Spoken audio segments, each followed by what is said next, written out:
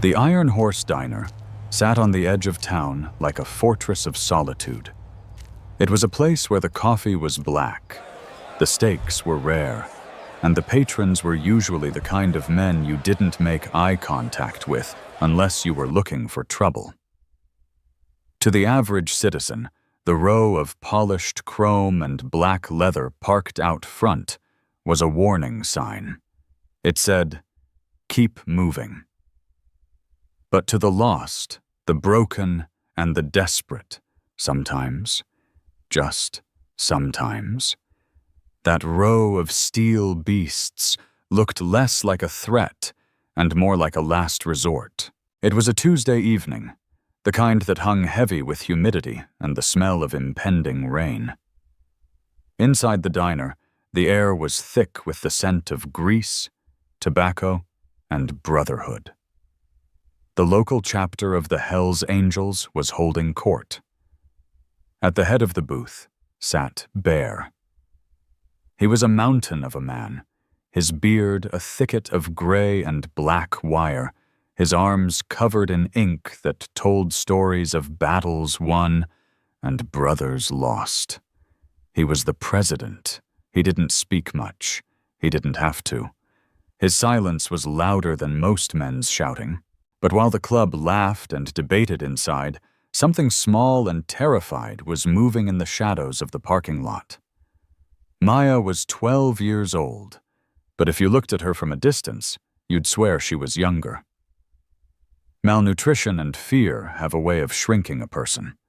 She wore a hoodie that was 3 sizes too big, the cuffs frayed and stained. Her backpack looked heavy, loaded down with the only possessions that mattered, just in case she couldn't go home tonight. Maya's heart was hammering against her ribs like a trapped bird. She had been standing behind that dumpster for 45 minutes. Her legs ached. Her stomach twisted with a nausea that had nothing to do with hunger. She was watching the bike at the end of the row. It belonged to the Prospect, the newest member of the club. It was the only one parked slightly away from the others, closer to the shadows. She clutched a piece of notebook paper in her hand so tightly that her knuckles were white. It took every ounce of courage she had. She waited for the rotation of the security camera to sweep away. And then she ran. She didn't run like a child playing tag. She ran like prey. In 3 seconds, she was at the bike. Her hands shook violently as she slapped the piece of paper onto the cold metal of the gas tank. The tape barely held. She didn't look back. She scrambled back into the darkness of the alleyway, her chest heaving, tears finally spilling over her lashes. She had done it. Now all she could do was wait and pray that the rumors were true. 10 minutes later, the diner door swung open. The Prospect, a young man named Rook, who was trying very hard to look older than his 22 years, stepped out to check his messages. He rolled his shoulders, the leather of his vest creaking, and walked toward his machine. He stopped dead. On the pristine, black gloss of his fuel tank, a jagged piece of white paper fluttered in the evening breeze. Rook's brow furrowed. In this world, a note on your bike usually meant a threat. It meant a rival club, a ticked-off X, or a police warning. He peeled it off carefully, his eyes scanning the perimeter. The parking lot was empty. Silence reigned, save for the distant hum of highway traffic. He unfolded the paper. A single, wrinkled dollar bill fluttered out and landed on the toe of his combat boot. Rook bent down and picked it up. It was old, soft as fabric, the kind of dollar a child saves for a month. He looked at the handwriting. It wasn't a threat. It was shaky. It was childish. As he read the words, the tough guy facade dropped from his face, replaced by a look of confusion, and then a cold, dawning realization. Rook didn't walk back into the diner. He marched. He bypassed the bar, bypassed the sergeant-at-arms, and went straight to the head of the table. The laughter at the table died instantly. "You don't interrupt the president unless the building is on fire or the cops are at the door." Rook didn't say a word. He just placed the crumpled note and that sad, lonely dollar bill in front of Bear. Bear looked at the money. Then he looked at Rook. Rook just nodded at the paper. Bear picked it up. His hands, massive enough to crush a man's skull, held the delicate paper with surprising gentleness. He read it once. Then he read it again. The text was written in pencil, smeared in places where perhaps a tear had fallen. Everyone says you are bad men. Please be bad for me. They are coming to burn my grandma's house tonight because we won't leave. I have nobody else to ask. Please don't let them hurt her. The silence that descended on the table wasn't the silence of anticipation. It was the silence of a storm gathering. Bear slowly folded the note. He picked up the dollar bill and held it up to the light. It wasn't just a dollar. It was a contract. It was a retainer. A child had paid them everything she had. Where? Bear's voice was a low rumble, like distant thunder. Rook pointed toward the alleyway. Bear stood up. He didn't rush. Predators don't need to rush. He walked to the window and peered out into the gloom. His sharp eyes, trained to spot trouble a mile away, caught the slight movement of a sneaker behind the rusted metal of the dumpster. Let's go, Bear said. The entire table rose as one. Chairs scraped against the floor. Coins were thrown on the table for the bill. They walked out into the cool night air, a phalanx of leather and denim. Bear led them straight to the dumpster. He stopped 10 feet away. He didn't want to scare her more than she already was. He held up his hand, signaling the others to hang back. Little bit, Bear called out softly. His voice, usually used to shout orders over the roar of V-twin engines, was surprisingly tender. You can come out. We got your payment. Maya stepped out. If she looked small before, she looked microscopic now against the backdrop of 7 full-patch Hell's Angels. She was trembling so hard her teeth were audibly chattering. She looked at the men, seeing the skulls, the tattoos, the beards, the monsters her grandmother warned her about. But then she looked at Bear. He was kneeling. He was holding her dollar bill in his hand, like it was a diamond. I don't have any more, she whispered, her voice barely audible over the wind. Bear shook his head slowly. This is plenty, he said. He tucked the dollar into the front pocket of his vest, right over his heart. You hired us. That makes you the boss. Now tell me about the fire. The dam broke. Maya spilled everything. She told them about the landlord, a man who owned half the block but wanted the other half. She told them about the men who came last week and broke her grandmother's porch railing. She told them about the eviction notice that wasn't legal and the threat delivered this morning. Sundown. Get out or burn with it. Bear listened. He didn't interrupt. He didn't ask for proof. He watched the girl's eyes. He saw the terror there, and he knew it was real. He glanced at his watch. 6:45 p.m.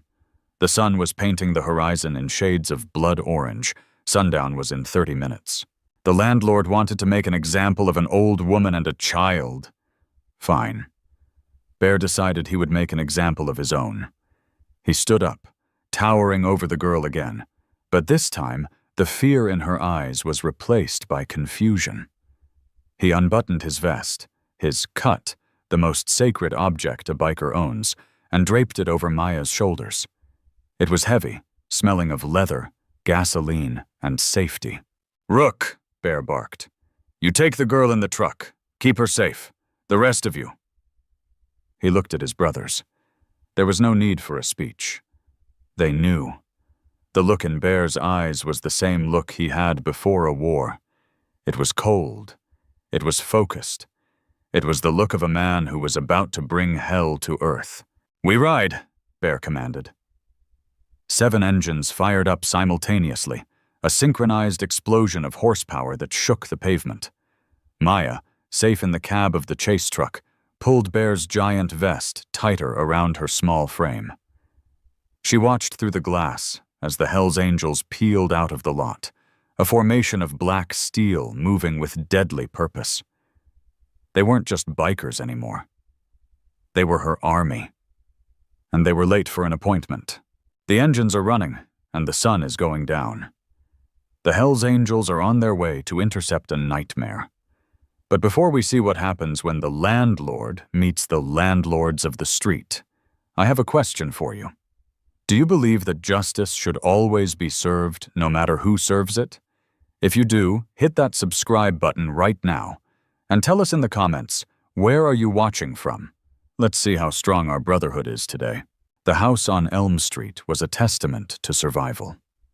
It leaned slightly to the left, the white paint peeling like dead skin to reveal the gray, weathered wood beneath. It wasn't much, but for 70 years, it had been the center of Martha's universe. Now, as the sun dipped below the horizon, casting long skeletal shadows across the overgrown lawn, it felt less like a home and more like a tomb. Martha sat in her rocking chair. She was 82, her hands gnarled by arthritis and hard work, clutching a rosary so tightly the beads were leaving indentations in her skin. She wasn't rocking. She was frozen. Standing at the foot of the porch steps was Vance. He liked to be called the landlord, a title he wore with unearned arrogance. He was a man who smelled of cheap cologne and desperation. He checked his gold watch, a fake, just like his smile. He didn't see a grandmother. He saw a plot of land that was undervalued. He didn't see a home.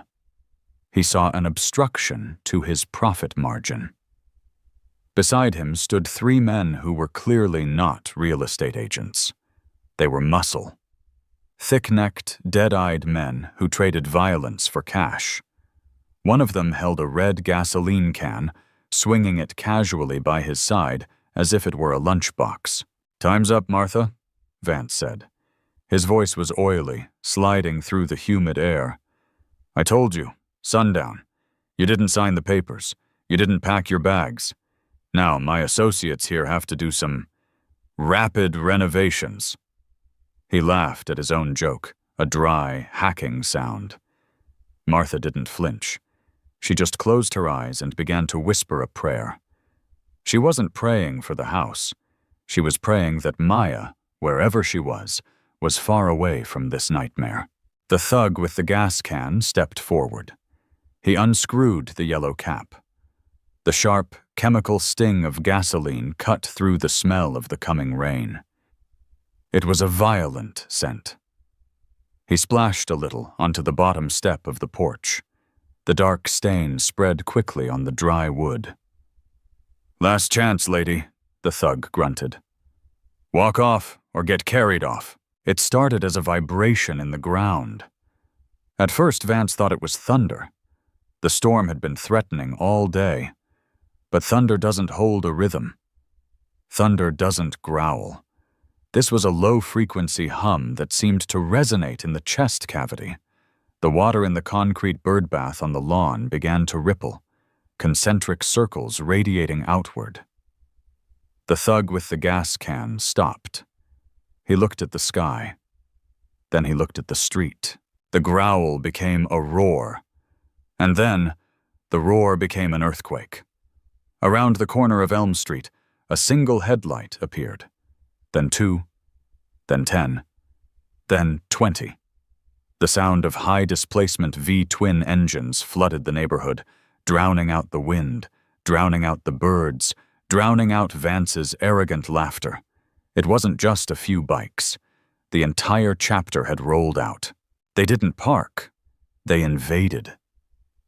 The Hell's Angels swarmed the street, their exhausts spitting defiance.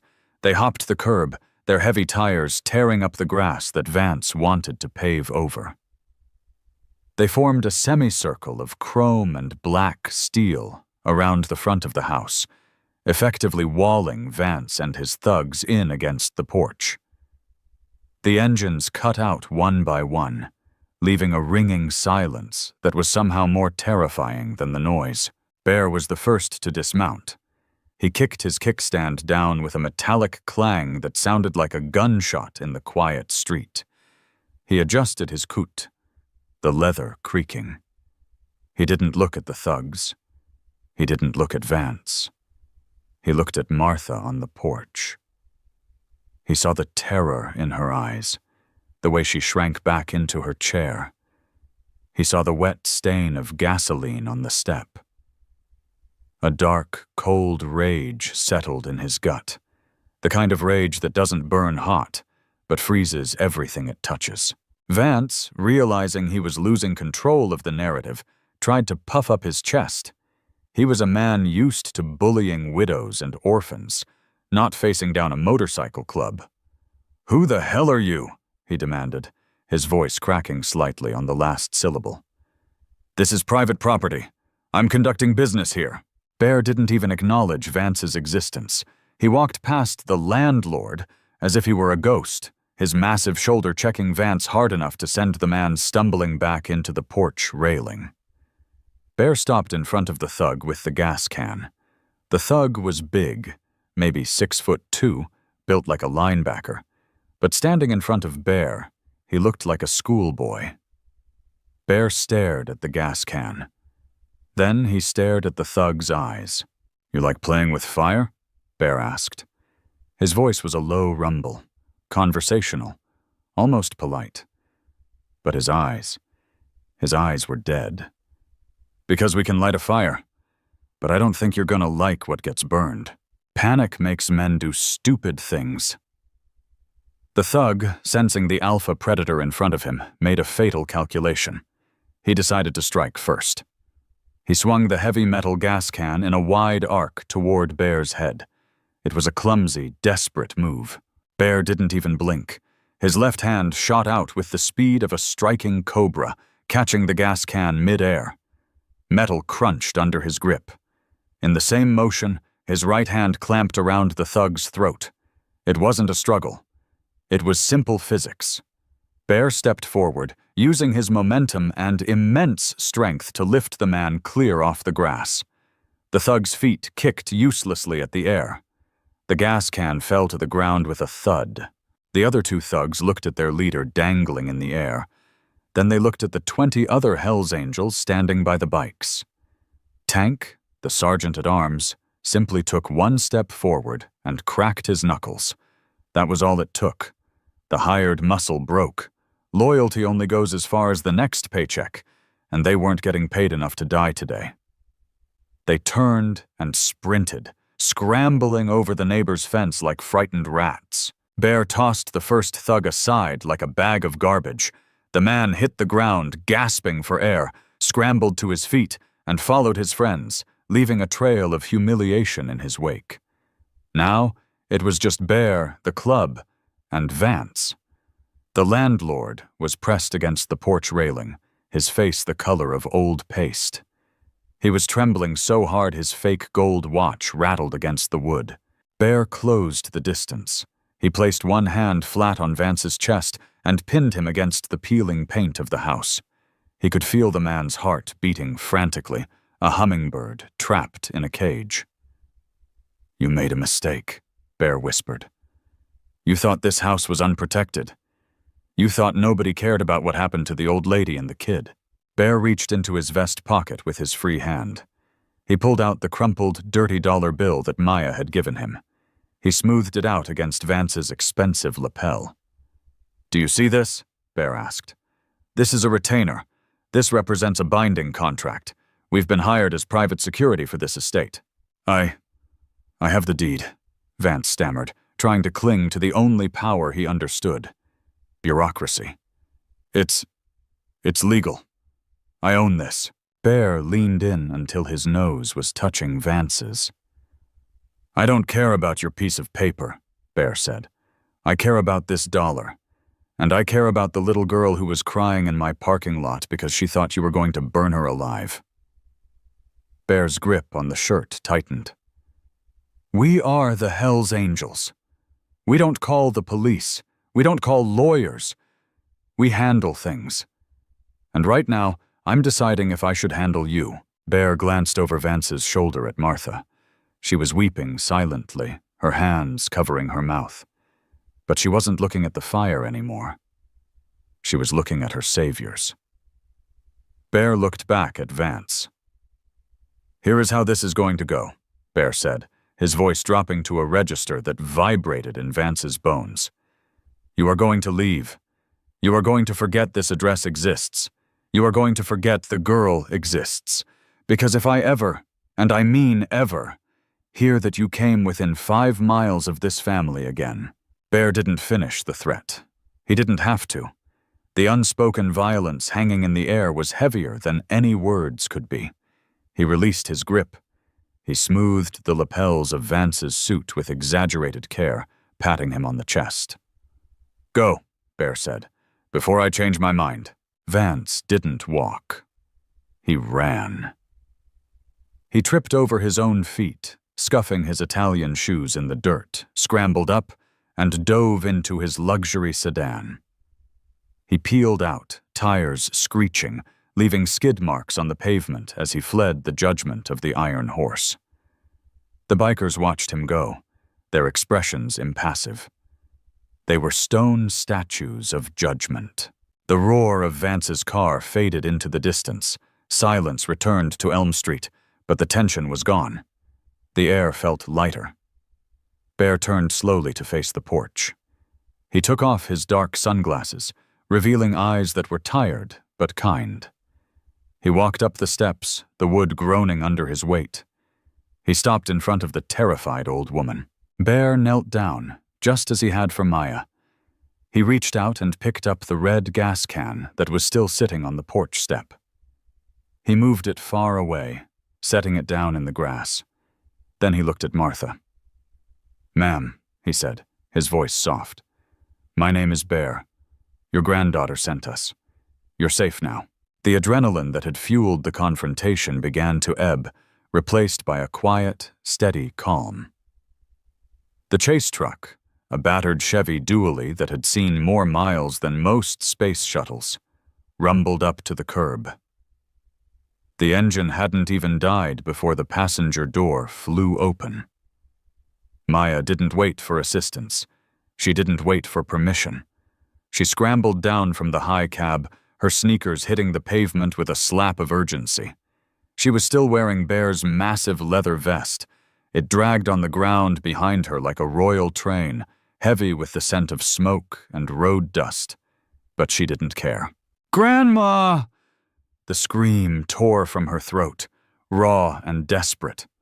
Martha stood up from her rocking chair, her legs shaking not from fear anymore, but from the sheer relief that washes over a soul when a miracle occurs. Maya flew up the wooden steps, bypassing the drying stain of gasoline, and collided with the old woman. It wasn't a gentle hug. It was a collision of survival. Small arms wrapped around a frail waist. Gnarled hands clutched at a small back. They held on to each other as if gravity had ceased to exist, and they were the only things tethering one another to the earth. The Hells Angels, men who had just terrified a gang of thugs into fleeing the state, stood awkwardly on the lawn. This was the part they usually didn't talk about. The violence? That was easy. That was instinct. But this, the raw, unfiltered love between a grandmother and a child, this was something that pierced the armor of even the hardest men. Tank, a man who had done time in federal prison, suddenly found a very interesting spot of rust on his handlebars that required his immediate, undivided attention.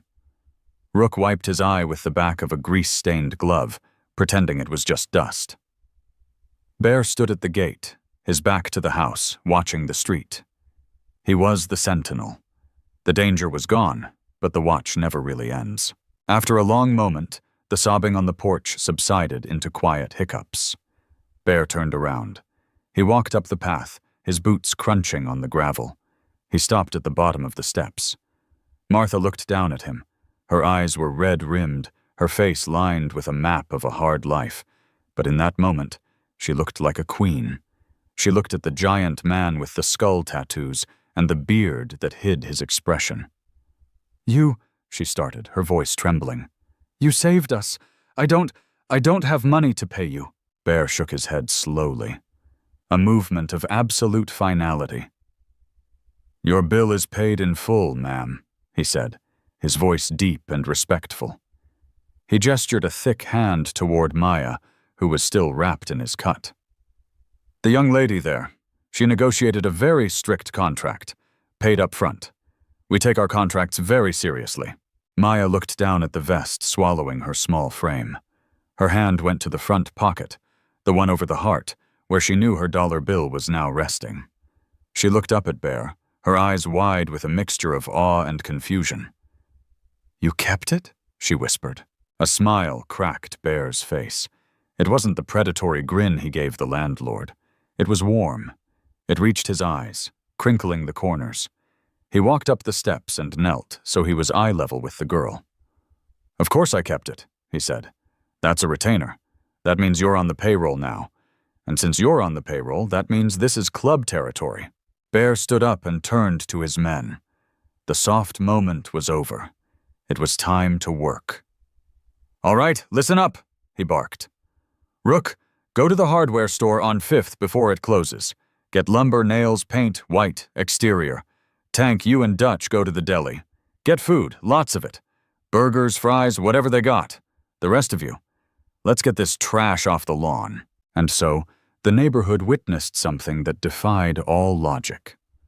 As the twilight deepened into a starry night, the Hells Angels didn't ride off into the sunset. They stayed. They took off their leather vests, revealing arms thick with muscle and ink, and they went to work. Rook came back with wood. The broken railing that the thugs had smashed weeks ago was stripped away. Hammers swung with rhythmic precision. These were men who built their own machines. Fixing a porch was child's play. They moved with a synchronized efficiency, a hive mind of construction. By 9 o'clock p.m., the railing was fixed. The smell of gasoline was gone, replaced by the smell of fresh sawdust and the savory aroma of 50 cheeseburgers. The Iron Horse crew sat on the grass, on the porch steps, and on their bikes, eating with the voracious appetites of wolves. Maya sat next to Bear on the top step. She was holding a burger with 2 hands, taking small, careful bites. She wasn't trembling anymore. She looked at the man beside her. A man the world called a criminal, a menace, an outlaw. Mr. Bear? She asked, her voice small amidst the low rumble of the bikers' conversation. Bear paused, a French fry halfway to his mouth. He looked down at her. Just Bear, kid. Mr. Bear sounds like a cartoon. Maya giggled. It was a rusty sound, like a bell that hadn't been rung in a long time. Bear, she corrected herself. The note. I wrote that you were bad men, are you? Are you bad men? Bear chewed slowly. He looked out at his brothers laughing on the lawn. He saw Tank showing Martha pictures of his own grandkids on his phone. He saw Rook playing fetch with a stray dog that had wandered up. He looked up at the moon, hanging heavy and white in the sky. Were they bad men? They had broken laws. They had fought. They had bled. They lived outside the lines that society drew for polite people. We ain't angels, Maya, Bear said softly. The irony of the club name not lost on him. We do things our own way. And sometimes the world doesn't like our way. But being bad and being evil ain't the same thing. He tapped the patch on his vest, the one she was still wearing. A bad man hurts people to make himself feel big. A strong man, a brother. He hurts the bad men to keep the little ones safe. If that makes us bad, then yeah, I guess we're the baddest guys in town. Maya processed this logic. It made sense to her. In her world, the law hadn't helped. The police hadn't helped. The good people had turned a blind eye. Only the bad men had come. She slowly leaned her head against Bear's massive, tattooed bicep. Bear froze for a split second, surprised by the contact. Then he exhaled, a long, slow breath, and relaxed. letting her use his strength as a pillow. For the first time in months, Maya closed her eyes and felt completely, utterly safe. Eventually, the burgers were gone. The sawdust was swept away. The porch light flickered. It was time. Bear stood up, gently lifting the vest from Maya's shoulders. He put it back on, the leather warm from her body. He zipped it up. His armor was back in place. The departure was different. There was no aggressive revving, no tire-smoking display of dominance. They mounted their bikes with a quiet dignity. Martha stood on the porch, waving, a fresh apple pie in a tin foil container strapped to Rook's bike, a payment she insisted they take. Maya stood at the gate, clutching the railing they had just built. Bear stopped his bike in front of the gate. He didn't say goodbye. He simply raised 2 fingers to his eyes, then pointed them at the house. "We are watching. We are close." Then he kicked the shifter into first gear, and the column of steel giants rolled away into the darkness, their tail lights fading like dying embers, leaving behind a silence that was no longer empty, but filled with promise. Back at the clubhouse, the mood was subdued. The adrenaline had faded into a comfortable exhaustion. The pool balls clacked. The jukebox played a low blues track. Bear walked behind the bar. He reached into his pocket and pulled out the dollar bill. It was dirty, crumpled, and worth less than a cup of coffee in the real world. But in this room? It was priceless. He took a heavy-duty staple gun. He didn't put the money in the register. He walked over to the trophy wall, a wall usually reserved for patches cut off rival bikers, newspaper clippings of their exploits, and memorials for fallen brothers. Right in the center, in the place of highest honor, Bear slammed the staple gun against the wood. Thwack! The dollar bill hung there, stark and small against the dark wood. "To the client," Bear said, raising a beer bottle. The entire bar stopped. Every biker raised their glass. "To the client," they echoed. They drank not to the conquest, but to the duty. They say you can't buy happiness. They say you can't buy safety for $1. But they're wrong. You just have to know who to hire. Heroes don't always wear capes. They don't always follow the rules. Sometimes they wear leather. Sometimes they look like nightmares. But when the darkness comes knocking at your door and the wolves are circling, you don't need a knight in shining armor. You need a gentle biker. And for one little girl on Elm Street, that was the best dollar she ever spent.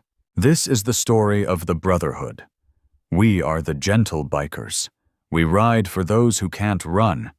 If you believe nobody should face this kind of fear alone, make sure you hit that subscribe button and join the Gentle Bikers family. And as you're watching this, let us know in the comments where you're tuning in from. What city? What country? Family is who shows up, no matter the distance.